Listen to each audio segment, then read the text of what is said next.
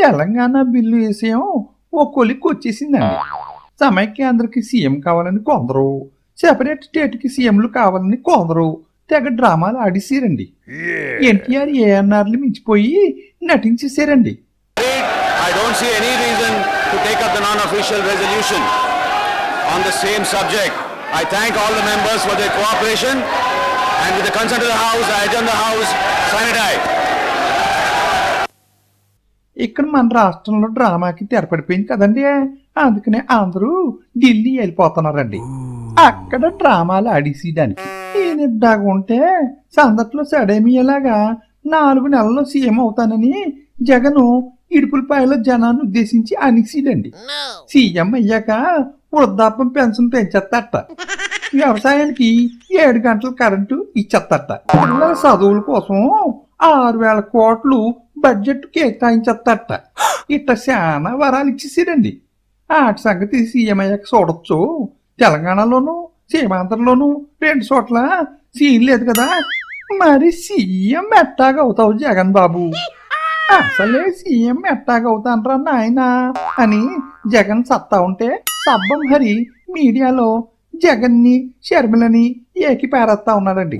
షర్మిల సబ్బం హరిని నీకు సిగ్గునేదా అని అన్నదటండి. ఈయనేమో నాకెందుకు సిగ్గు, నెలపైన పత్తా లేకుండా పోయి సినిమా షూటింగ్లకి వెళ్ళావు కదా, సిగ్గు లేదు బుద్ధి లేదు అని నీకు మాట్లాడే అర్హత లేదని అన్నాడండి.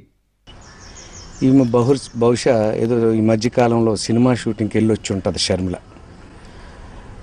సిగ్గు లేదు అనే పదం మీ మదర్ కానీ మీ వదిన గారు కానీ మాట్లాడేటప్పుడు సంస్కారంతో మాట్లాడతారు.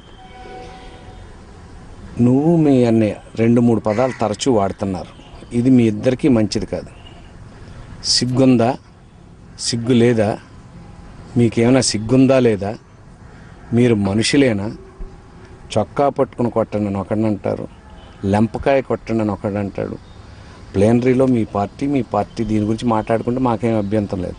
ఈ రాష్ట్రంలో అర్హత లేనటువంటి వాళ్ళు ఎవరైనా ఉంటే అది నువ్వే. నాకు విషయం అర్థం కాలేదండి.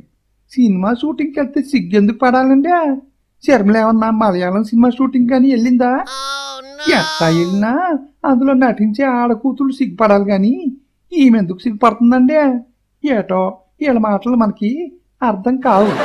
ఇక కేసీఆర్ ఏమో ఢిల్లీ మొత్తం చక్కర్లు కొట్టేస్తున్నాడండి. ఎందుకు తెలంగాణ రాకుండా చెయ్యాలని చూస్తున్నాడా? అంతేనండి, మరి లేకపోతే కలెక్షన్ లేకపోతాయి కదా.